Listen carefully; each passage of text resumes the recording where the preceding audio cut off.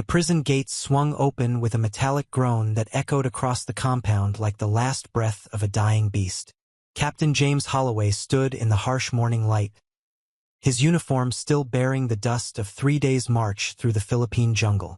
Behind him, 24 American soldiers held their rifles at ease, their faces masks of professional restraint as they gazed upon what lay beyond those gates. Preparing and narrating this type of story took us long efforts and hard work. So if you are enjoying the story, please consider subscribing to our channel. The women emerged slowly, hesitantly, like creatures who had forgotten what freedom looked like. There were 43 of them, Japanese civilians who had been imprisoned by their own military when the tide of war had turned. James had seen many things in this war, but nothing had prepared him for the sight of these skeletal figures, their traditional clothing hanging from frames that seemed too fragile to support life. "Tell them they're free to go," James said quietly to his translator, Sergeant Paul Chun, whose Mandarin could bridge the gap to Japanese well enough for basic communication. "Tell them we have supplies, food, water, medical attention. We'll arrange transport to wherever they need to go." Paul called out the words, his voice steady and clear. The women stood motionless, grouped together like birds uncertain of flight. Some were young, barely 20. Others bore the weight of middle age in lines carved deep by suffering. All of them stared at the Americans with eyes that held something James couldn't quite name. Not gratitude, not relief, but something more complex, more troubling. Among them, one woman stood slightly apart from the rest. She couldn't have been more than 25, with high cheekbones and eyes that burned with an intensity that seemed to contradict her emaciated frame. She wore what had once been a beautiful kimono, now faded and patched with strips of different fabric. James noticed her because while the others looked down or away, she looked directly at him. The compound itself told a story of systematic cruelty. James had read the intelligence reports before arriving. This had been a detention facility for Japanese nationals deemed politically unreliable by their own government. Women whose husbands had spoken against the war, whose families had harbored sympathies for Western ideas, whose mere existence had become inconvenient to the military regime. They had been isolated here, forgotten by their own people, left to survive on rice that was more weevil than grain and water that came from a contaminated well. "Sir," said Lieutenant David Morrison, his second in command, "the trucks are ready. Medical Corps is setting up a field station just outside the compound. We can process them there, get them sorted for repatriation." James nodded, but his eyes remained on the women. Something about their silence unsettled him. In the weeks since VJ Day, he had participated in the liberation of 3 other camps, 2 holding Allied prisoners, 1 holding Filipino civilians. Always, there had been emotion. Tears, shouts, embraces, the explosive release of long-suppressed hope. But these women simply stood, watching, waiting. Paul repeated the message in Japanese, gesturing toward the open gate, the trucks beyond, the promise of food and medical care. Still, none of them moved. The young woman with the patched kimono took a small step forward, and James saw the others tense, as if her movement might trigger something dangerous. She spoke then, her voice soft but clear, the Japanese words flowing like water over stones. Paul listened, his expression growing troubled. When she finished, he turned to James with a look of confusion. "Sir," she says. She asks a question. She wants to know where we will take them. "To the processing center in Manila," James replied. "From there, arrangements will be made to return them to their families, their homes. Whatever they need." Paul translated. The woman listened, then spoke again, longer this time. The other women had moved closer now, forming a tight cluster behind her, as if she had become their voice. "She says." Paul hesitated, choosing his words carefully. "She says they have no homes to return to. The families they had have disowned them. They were sent here because they were considered traitors, women who spoke against the war or whose husbands did or who simply asked too many questions. If they return to Japan now, they will be seen as collaborators with the Americans. If they stay in the Philippines, they will be seen as enemy nationals. They are," she uses a word that means ghosts, "neither living nor dead, neither here nor there." James felt something cold settle in his chest. He had not expected this. The liberation protocol was clear. Process, provide immediate care, arrange repatriation. But repatriation assumed there was somewhere to return to, someone waiting on the other side. Tell her we'll figure something out, he said. Tell her they're under American protection now. No one will harm them. But as Paul translated, James saw something shift in the woman's expression. Not relief, but a deeper sadness, as if his promise only confirmed what she already knew. That they had become a problem to be solved, a bureaucratic complication. Refugees in a world that had no place for them. The sun climbed higher, and with it came the heat that made the Philippine jungle steam like a vast, living thing. The soldiers began distributing water, rations, blankets. The women accepted these offerings with quiet bows, their movements graceful despite their obvious weakness. James watched as his men, boys, really, most of them barely 20, tried to communicate through smiles and gestures, offering cigarettes, showing photographs of sisters and mothers and sweethearts back home. Lieutenant Morrison approached again, clipboard in hand. Sir, we have a problem with the transport schedule. The trucks can only take half of them today. The rest will have to wait until tomorrow. Or we can try to arrange additional vehicles from the motor pool at... No, James interrupted. We take them all today. All of them together. Find more trucks. Requisition them if you have to. Morrison looked surprised but nodded. Yes, sir. May I ask why? James looked at the women, still clustered in their tight group, still uncertain despite the open gate and the promise of freedom. Because they've been separated from everything they knew. I won't separate them from each other. The processing went slower than James had anticipated. Each woman needed medical evaluation, documentation, assignment of a refugee status code. The field hospital, set up in a cleared area just outside the compound, became a maze of canvas tents and folding tables where army clerks typed information onto forms that would be filed in triplicate and sent to headquarters in Manila. James moved among the women, Paul at his side translating when necessary. He learned their names, though the Japanese pronunciation challenged his American tongue. The young woman with the patched kimono was called Akiko Tanaka. She had been a teacher in Osaka before the war, had married a journalist who had written articles questioning the government's military expansion. Her husband had disappeared in 1943. Arrested, she assumed, though she had never received official word. She had been detained 6 months later, transported here along with dozens of other unreliable elements. I taught English literature, she told him through Paul's translation, her voice steady despite the topic. Shakespeare, Dickens, Jane Austen. I thought understanding Western culture would help our nations avoid conflict. The military police thought it made me dangerous. James found himself drawn to her story, to the quiet dignity with which she recounted her losses. There was no self-pity in her words, no plea for sympathy. She simply stated facts, as if documenting history for some future record. By late afternoon, the processing was nearly complete. The trucks had arrived, enough to transport all 43 women to Manila in a single convoy. Medical staff had treated various ailments. Malnutrition, skin infections, parasites. None of the conditions were life-threatening now that they had access to proper care, but all of them spoke to months of deliberate neglect. James stood near the lead truck, reviewing the manifest with Morrison, when he heard Paul's voice calling his name with unusual urgency. He looked up to find his translator approaching quickly, Akiko and 3 other women following close behind. Sir, Paul said, his voice low, they want to speak with you. All of them. I think you need to hear this directly. The women formed a semicircle around James.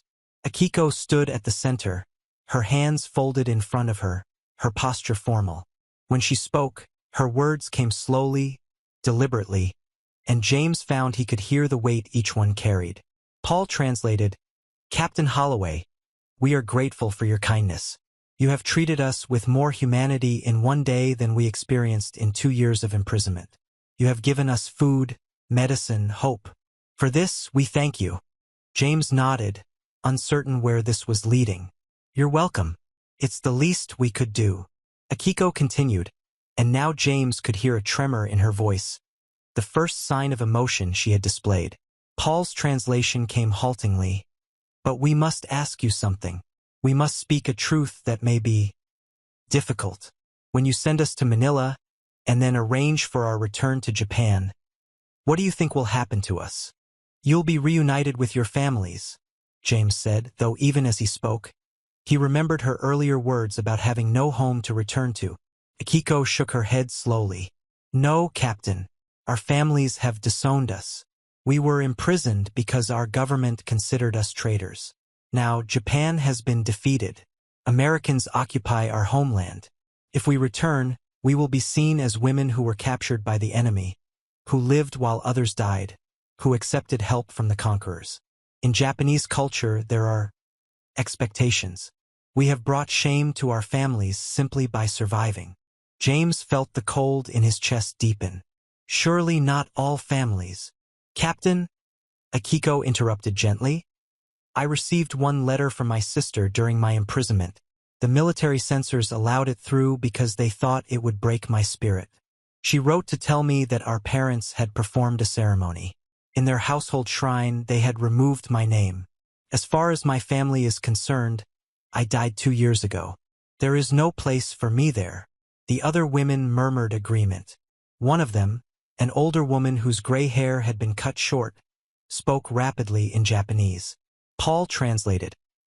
Mrs. Yamamoto says her husband was executed for speaking against the invasion of China.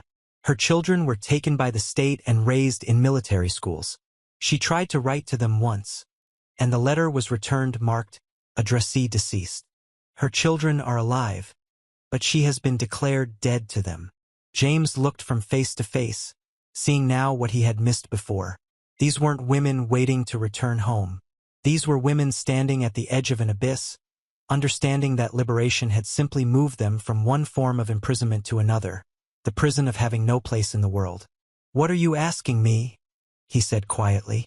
Akiko took a breath, and when she spoke, her voice was barely above a whisper. Paul translated, Captain, your men will leave the Philippines soon. You will return to America. When you go, can we go with you? The question hung in the humid air like smoke. James stared at her, certain he had misheard. You want to? You're asking for asylum? In the United States.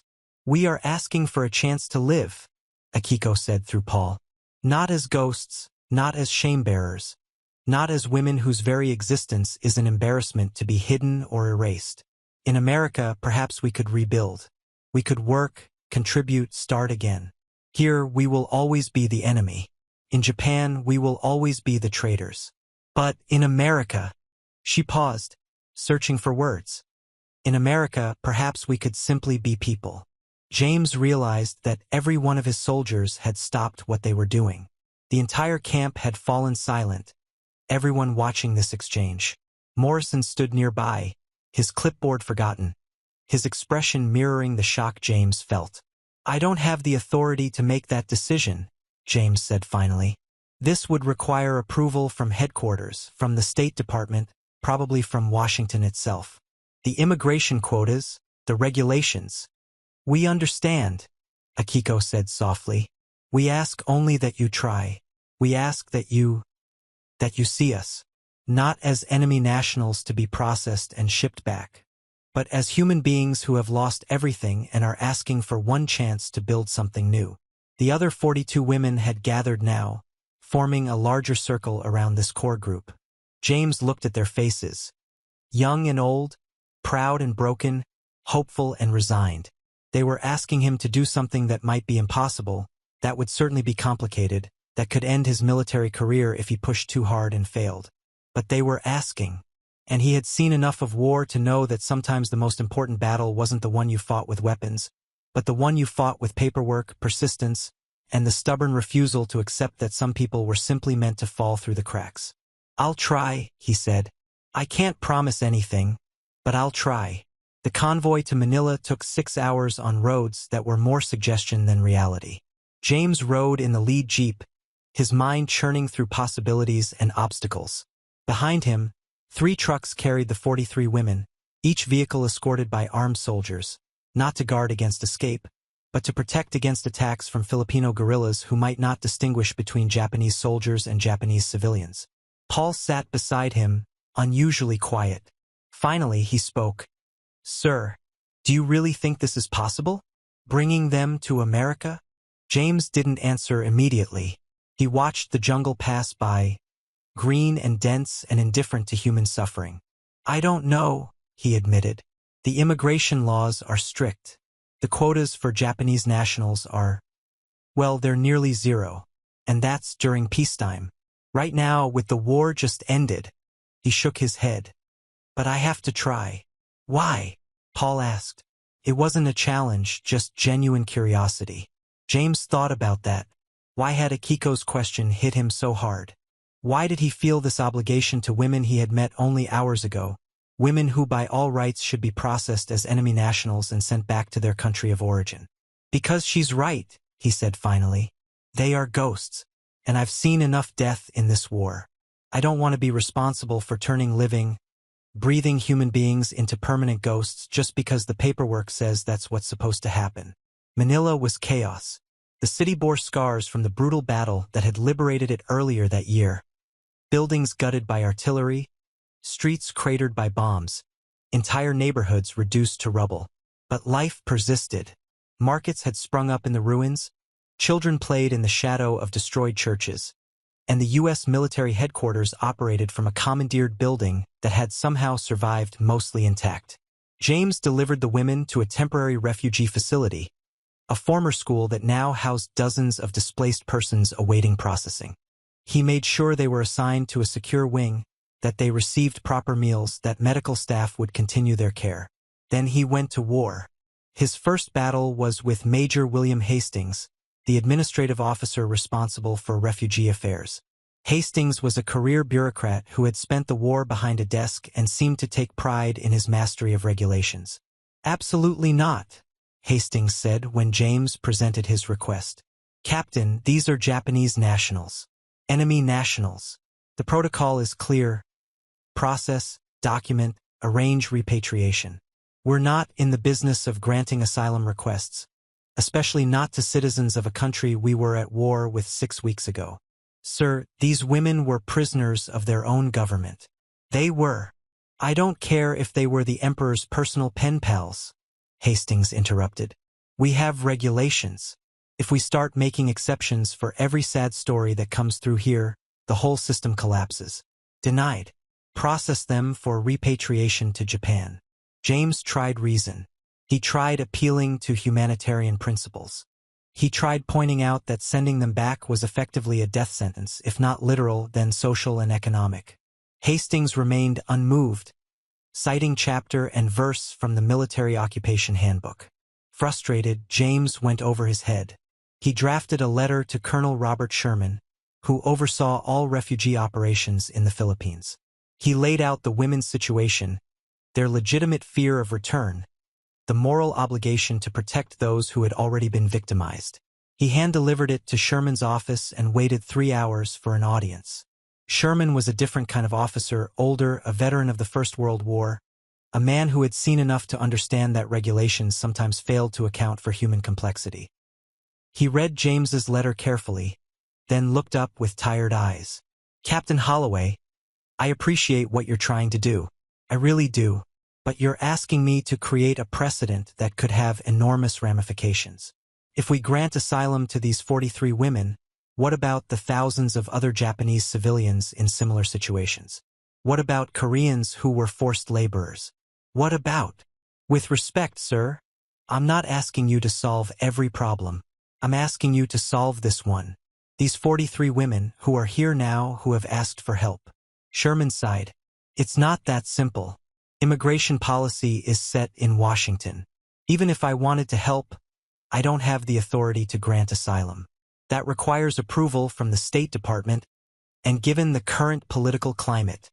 He trailed off, shaking his head. "Then help me get it to the people who do have that authority," James pressed. "Send my request up the chain. Let someone in Washington make the decision." Sherman studied him for a long moment. "You're willing to stake your career on this? Because that's what you'd be doing." If this blows up, if it becomes a political problem, you'll be the captain who created an international incident over 43 enemy civilians. James didn't hesitate. Yes, sir. I'm willing. Sherman picked up a pen and made a notation on James's letter. All right, I'll forward this to General MacArthur's office with a recommendation for review. But Captain, I'm not optimistic. And in the meantime, those women will have to wait. It could take weeks, maybe months. They've waited 2 years, sir. They can wait a little longer. But waiting proved harder than James anticipated. He visited the refugee facility daily, checking on the women, bringing supplies, trying to keep their spirits up. Akiko had become an unofficial leader among them, organizing lessons to teach each other English, establishing routines to maintain discipline and hope. She asked James for books, and he scoured the military libraries for anything he could find. Battered paperbacks, out-of-date magazines, even technical manuals. The women devoured them all. Hungry for connection to the world they hoped to enter. Days became weeks. James's letter made its way up the bureaucratic chain, collecting endorsements and objections at each level. Meanwhile, pressure mounted to clear the refugee facility. Other displaced persons needed space. The administrative staff wanted to close out their files, to achieve the neat resolution that came with completed paperwork. Major Hastings began pushing for immediate repatriation. Captain, it's been 3 weeks.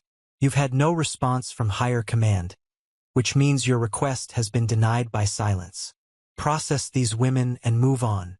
No response means they're still considering it, James countered. I'm not processing anyone until I receive a definitive answer.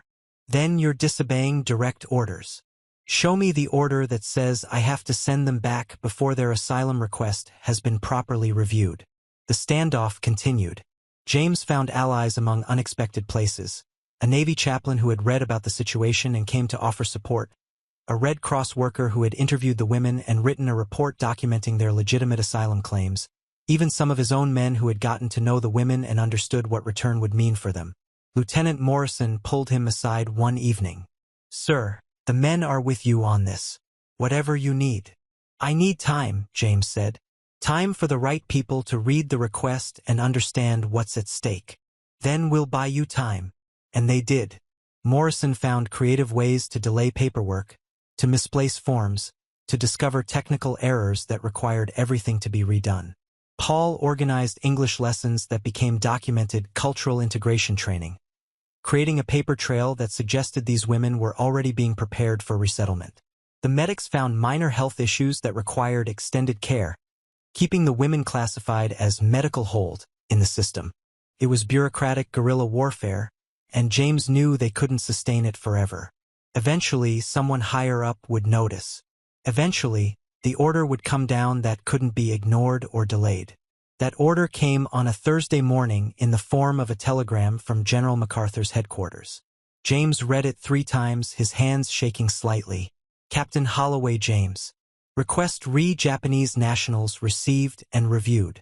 Matter referred to State Department, Washington for policy determination. Pending decision. Subjects to remain under current care arrangements. No repatriation action to be taken until further notice. Acknowledge receipt. It wasn't approval.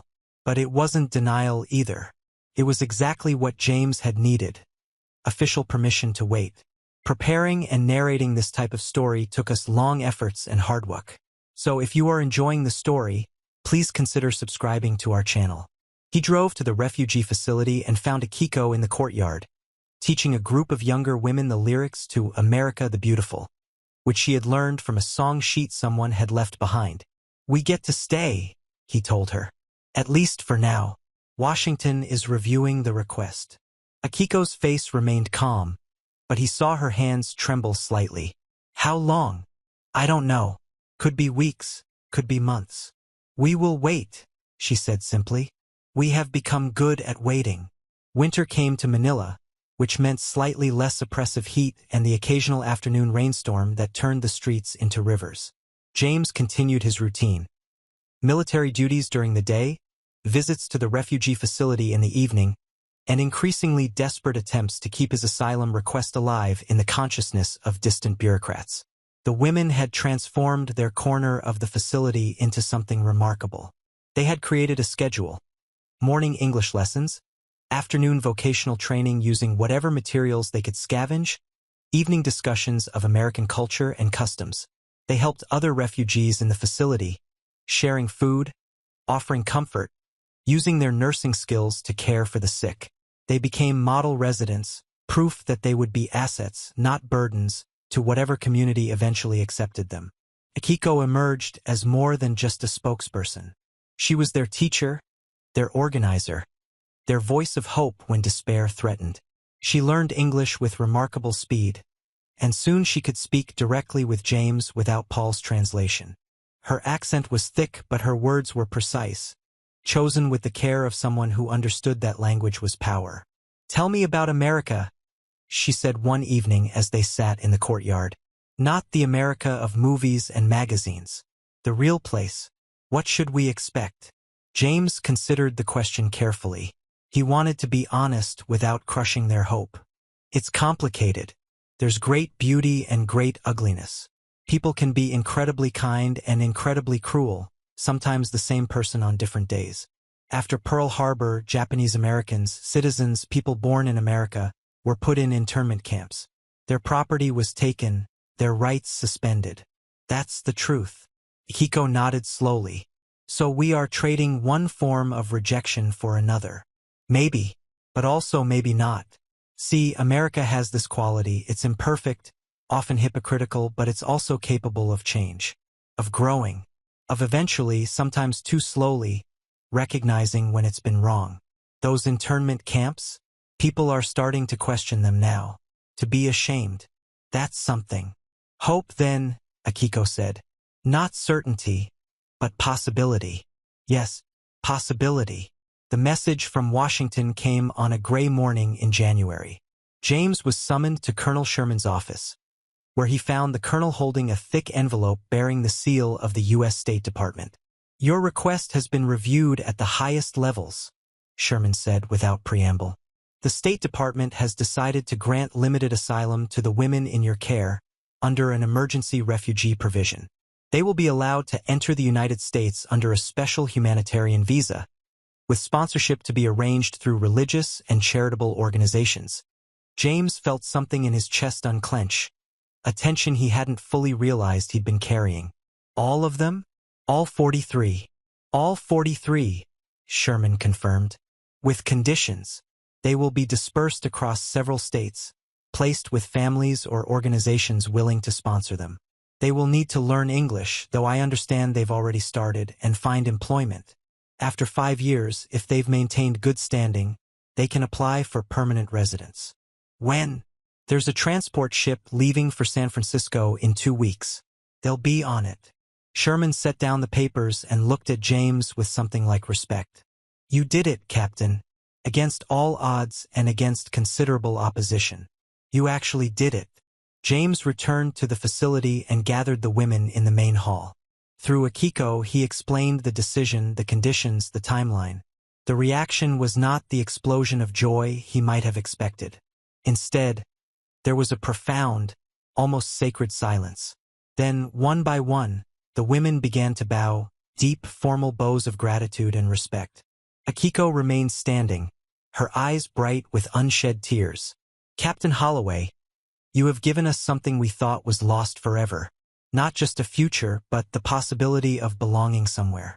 We will honor this gift. We will work hard, contribute, become worthy of the chance you fought to give us."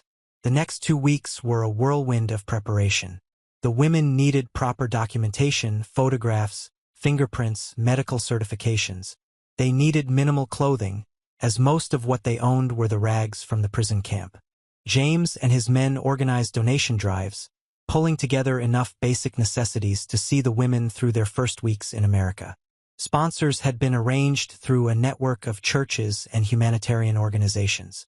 The women would be split up, sent to different cities: Chicago, Seattle, Denver, San Francisco, even small towns in Kansas and Minnesota. James hated that they would be separated after having survived together, but he understood the practical necessity. No single community could absorb 43 refugees at once. On the day of departure, James arranged transport to the docks. The SS Corinth sat in the harbor, a converted cargo ship now serving as a passenger vessel for soldiers heading home and refugees beginning new lives. James walked among the women one last time, saying goodbye to each. Mrs. Yamamoto, the older woman whose children had been declared dead to her, gripped his hand with surprising strength. "I will write to you," she said in careful English. "I will tell you how we do." "I'd like that," James replied. He found Akiko standing at the rail, looking out at the water. She wore a simple dress donated by a Red Cross worker, and someone had helped her style her hair in a more modern fashion. She looked different, younger, as if the weight she had carried was beginning to lift. "I am afraid," she admitted quietly. "Not of America, but of wanting this too much, of hoping and then having it taken away again." "The hope is already real," James said. "Whatever happens next, no one can take away the fact that you survived, that you fought for this chance. That matters." She turned to face him, and for the first time since he'd met her, she smiled. A genuine, unguarded smile that transformed her entire face. In Japan, there is a saying, "Even dust, when piled up, becomes a mountain." You have helped us become a mountain, Captain Holloway. We were dust, scattered and forgotten. Now we are something that can be seen, that matters. The ship's horn sounded, calling final boarding. The women gathered their small bags and began moving toward the gangplank. James watched them go, these 43 survivors who had asked for a chance and been given one. They walked with dignity, heads high, moving toward an uncertain future with courage born of having already survived the worst. Akiko was the last to board. At the top of the gangplank, she turned and bowed one final time. James saluted her, soldier to soldier, recognizing in her the same quality he had seen in his best troops. The refusal to surrender, the determination to keep fighting even when the odds were impossible. As the ship pulled away from the dock, James stood watching until it disappeared into the horizon. Paul appeared beside him, also watching the departing vessel. "Think they'll make it?" Paul asked. "Yeah," James said. "I think they will." The first letter arrived 3 months later, forwarded through military mail to James's new posting in occupied Japan. It was from Mrs. Yamamoto, written in careful, slightly awkward English. "Dear Captain Holloway, I am in Minneapolis now. Very cold. The family I stay with is kind. They have 3 children who call me Grandmother Yamamoto. I teach them to make origami. I work in their restaurant washing dishes. It is good work. Honest work. I am grateful every day. Yesterday something happened. I was walking to the market, and a man saw me and spat on the ground. He called me a name. I felt afraid. But then a woman, the mother of the family I stay with, she came and stood beside me. She said to the man, 'This woman is my family. You will respect her.' The man walked away. Captain, I tell you this because I want you to know. It is not easy here, but it is possible. That is everything. With gratitude, Mrs. Yamamoto." More letters followed. The women wrote about their new lives, their struggles and small victories. They were learning English, finding work, navigating a culture that was simultaneously welcoming and suspicious. Some faced discrimination. Others found communities that embraced them. All of them were surviving, adapting, building. Akiko's letters came monthly, long and detailed. She had been placed with a Quaker family in Philadelphia. She worked at a library reshelving books and helping with cataloging. She was taking night classes at a community college, studying literature again. "The strangest thing is freedom itself," she wrote. "For so long, every moment was controlled, what I could say, where I could go, even how I could think. Now I must make choices constantly. Small ones, what to eat for breakfast, which route to walk to work. Large ones, what to study, what kind of future to build. It is exhausting and exhilarating in equal measure. Sometimes I stand in the library surrounded by books, and I remember teaching in Osaka, believing that literature could bridge cultures. I was naive then. Books alone cannot bridge anything, but people can. You bridged an impossible gap for us, Captain. You saw us as human beings when the rules said we were simply problems to be processed. I am learning to see myself that way too. Not as a ghost, not as a problem, but as a person with value, with something to contribute. It is harder than it sounds. James read and reread these letters, carrying them through his own transition back to civilian life. He returned to his hometown in Ohio, took over his father's hardware store, married his high school sweetheart, had 2 children. The war became memory, then history, then something his children learned about in school. But he never forgot the 43 women who had asked, "Can we go with you?" 5 years after their arrival in America, Akiko wrote to tell him she had applied for permanent residence. All 43 women had, and all had been approved. They were no longer refugees on temporary visas. They were residents with the right to stay, to work, to build lives. "We are planning a reunion," she wrote, "in San Francisco where we first arrived. It has taken time to save money, to arrange time away from work, but all 43 of us will be there. Captain Holloway, we would be honored if you would attend. We want to thank you properly, all of us together, for the chance you gave us." James boarded a train to San Francisco, leaving his store in his wife's capable hands. He arrived at the hotel Akiko had specified, a modest place near Chinatown, and found the ballroom filled with women he barely recognized. They had transformed. Mrs. Yamamoto, now truly a grandmother after one of her sponsor family's daughters had married and had a child, wore modern clothing and had gained healthy weight. The younger women had married, started careers, become part of their communities. They were no longer ghosts. They were solid, real, present. Akiko approached him, and James was struck by the change in her. She wore confidence like a cloak, her English now flawless, her bearing that of someone who had found her place in the world. "Captain Holloway," she said, taking his hands in hers. "Welcome. We have waited long for this day." The reunion was a celebration of survival, of transformation, of impossible journeys completed. The women shared stories, laughed at the early misunderstandings and language barriers they had overcome, spoke seriously about the discrimination they still faced, but also about the allies they had found. They toasted James, thanking him with a formality that made him uncomfortable. "I just did what was right," he protested. "No," Akiko said firmly. "You did what was difficult, what was complicated, what put your career at risk. You chose to see us when it would have been easier to look away. That is not just anything, Captain. That is everything." 20 years later, James received an invitation to a ceremony in Washington, D.C. The occasion, the naturalization of a group of refugees who had arrived in America after the war, finally achieving full citizenship. Akiko had become a professor of comparative literature, teaching at a small college in Pennsylvania. She had married an American veteran, had 2 children, and published a memoir of her experiences. The invitation included a note in her handwriting. "Please come. This story needs its proper ending."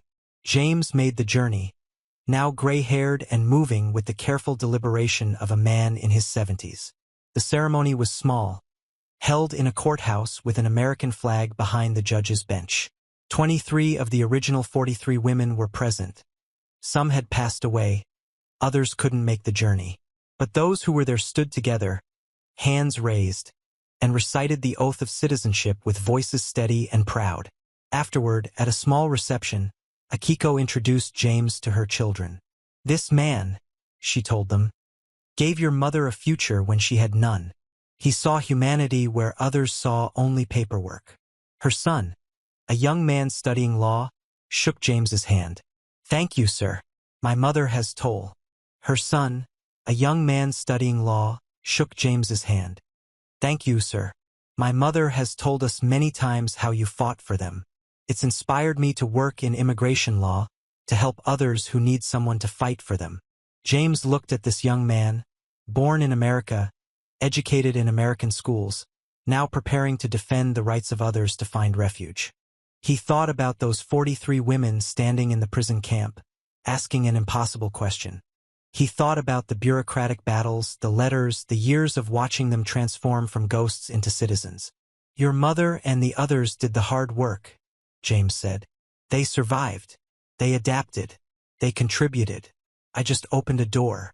They walked through it and built something beautiful on the other side. As the sun set over Washington, James stood with Akiko on the courthouse steps.